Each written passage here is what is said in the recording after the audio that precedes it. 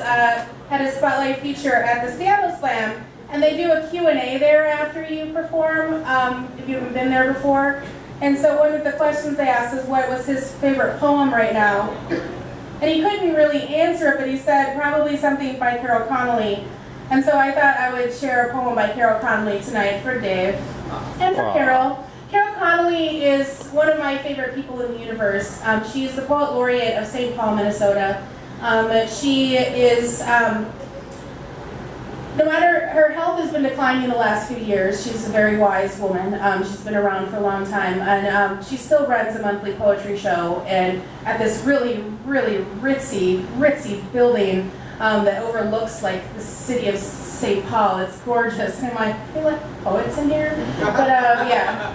So anyway, Carol Connolly is her name. She has a couple of books. This one is Payments Due, which they actually turned into a stage production in California at one point, which is really awesome. But you should check her out, definitely, because she's amazing. This poem is called What If? A woman with thick ankles knows early that she has no power. What if a pebble hits my windshield and continues on through my left eye? Or what if you write a hit song and leave me for a blonde girl with slender legs tan like bamboo? Or write a hit play and leave me for a blonde boy with slender legs tan like bamboo? Or what if your oil well gushes and you leave me for a cowgirl? What if you leave me and never return? And worse, what if you return and never leave? I fear being alone. But what if I tell you that even more, I fear never being alone? You say your vows are true, you hold me, murmur low, promise me stars. But where will you be tomorrow? And what if I can't find a place to park?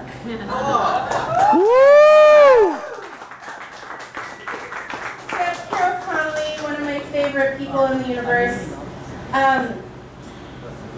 She's been a supporter of me and a cheerleader for me for so many, many years. And she's always the person that I have on my reference list that I hope everybody calls, because I just wanted to talk to her, but then also, like, she says really great things about me, so yeah. So this is an anthology called Take Back the Mic, Forward Girls. It's an anthology from the very first time I went on a national tour, and I was part of this conference called Forward Girls in San Francisco, and they selected this poem for the anthology. It's called Dancing Around Tables. You should have seen my father. Stuffed into a tux with makeshift cufflinks fixed secure over navy wrists thick from too many carpal tunnel operations. He looked good. Despite his largeness, it's always his smile that carries him through crowded rooms and battleships. Dancing with his daughter, firstborn in white, twirling her lace skirt out into the air like she was 5, spinning on kindergarten playgrounds, rolling socks down like donuts, laughing. I will never be that graceful. Bouncing off his belly, missing steps, fighting over control, where to put my feet, not trusting the movements. The DJ played a game, had my father dancing around tables. Mom sat there, not quite smiling, nervous from all the stares, while he danced, jigging and twisting until the music stopped. Woo! I think we need some new shit. New shit. So I have like all these little poems that might turn into bigger poems, but right now they're little poems. Have any of you guys ever heard of the Poem Postcard Project? Yes. Does anybody do the Poem Postcard No. Project? No. We're lazy, okay. How the Poem Postcard Project works is they're on Facebook now, but every once in a while they'll like say, we're going to do another Poem Postcard Project, and then you send an email with your address, and then time goes by and they send you an email back with 2 addresses and names, and you write a poem on a postcard and send it to those people. And then hopefully you get 2 back. This time I only got 1 back. Bitches! Somebody signed up and didn't send me a poem, or the mailman really liked the poem and kept it themselves. So anyway, this is a poem. This is a poem that went on a postcard that went to a poet named Adrian who lives in Chicago, which doesn't matter for the poem. Kind of does. All right. I'm guilty of buying into the hype. The ooh, baby, baby, the compliments of soft lips, sweet thighs, the overzealous interest from the other side of dinner tables and telephones. The way he spends so much time picking out songs for a mixtape, or picking out jewelry, or picking out flowers, or so you thought. How easy distraction locks in like an unexpected siren, like everything else has to happen first. What was all that song and dance for anyway? Why go to the trouble marketing meat to a vegetarian? Learning the words to a song you never intended to sing. Woo! Adrian and I may have shared some stories about boys and dating that may have inspired that poem. Oh, my list is on that side. All right, there we go. All right. So down in Seattle at the Rain City Slam, they do a thing where they pick a CD or pick a record, and then they have poets like Linear notes. liner notes. That's Yeah, what it's liner called. notes. Thank you. And so then you can say, hey, I want to write a poem for liner notes, and then they give you a song, and then you write a poem, and you go perform it. And so a couple months ago, they did Spice Girls.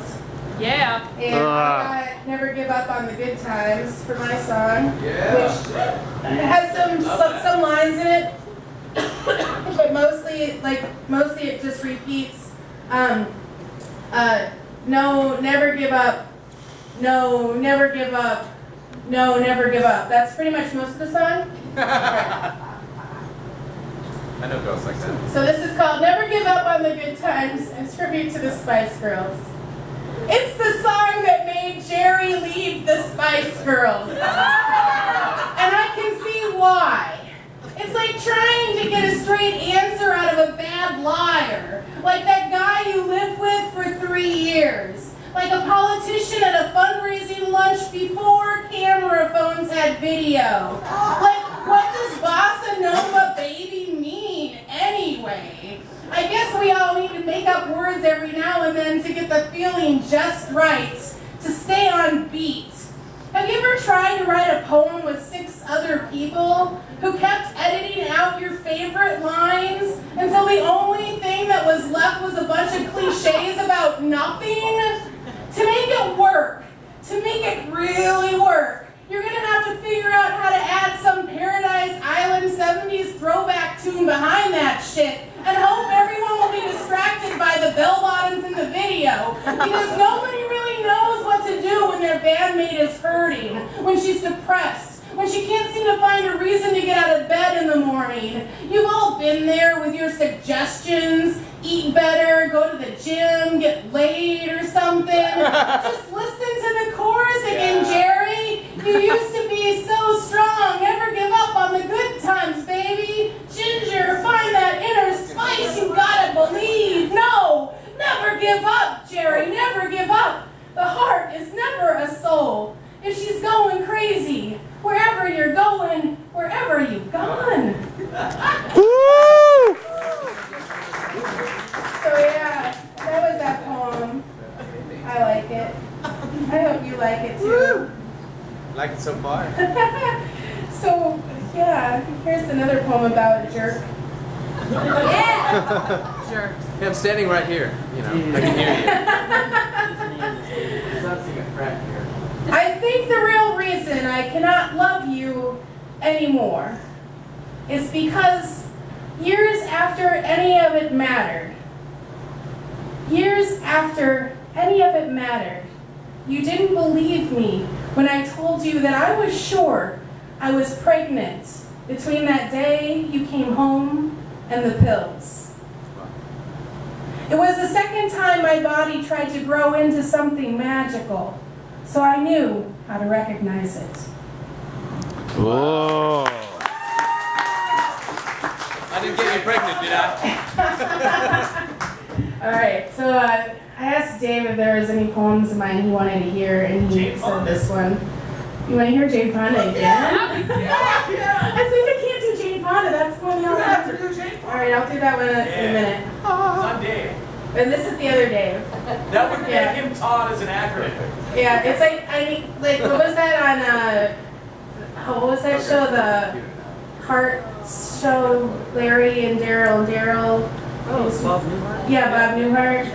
What was it called the Bob Newhart show? Bob Newhart. All right, yeah, this is I'm Larry, this is my, Oh, the brother Larry? yeah, I'm Daryl. Cynthia, this is my David, this is my other David. All right. Two Davids for the price of one.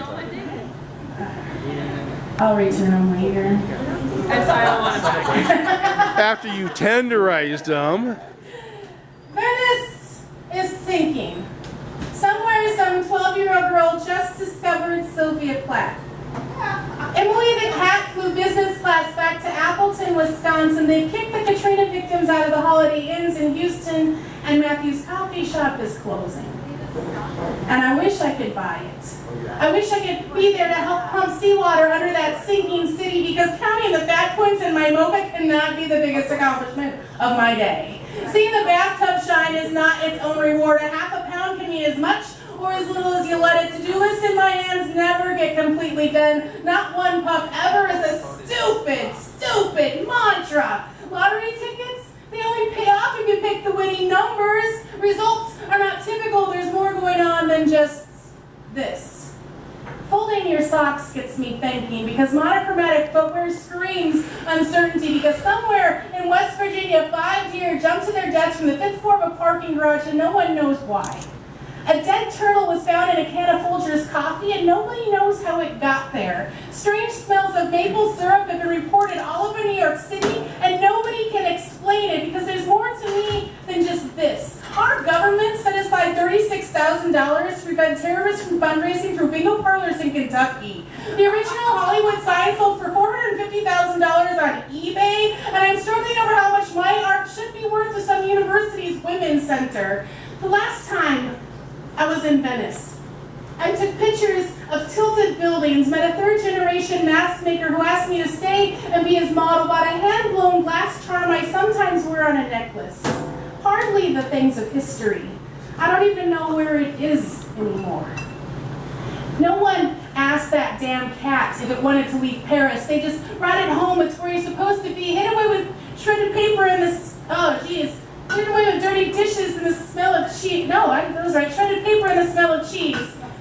I totally screwed that up. Yeah, they brought the cat home. Yeah, shredded cheese. Shredded paper. Appleton, Wisconsin. Have you ever been there? It smells like shredded paper. Like, because they have like all these paper factories there. It does not smell good. Have you been to Tacoma? Yeah. Yeah, I have not been The aroma of Tacoma. It would remind you about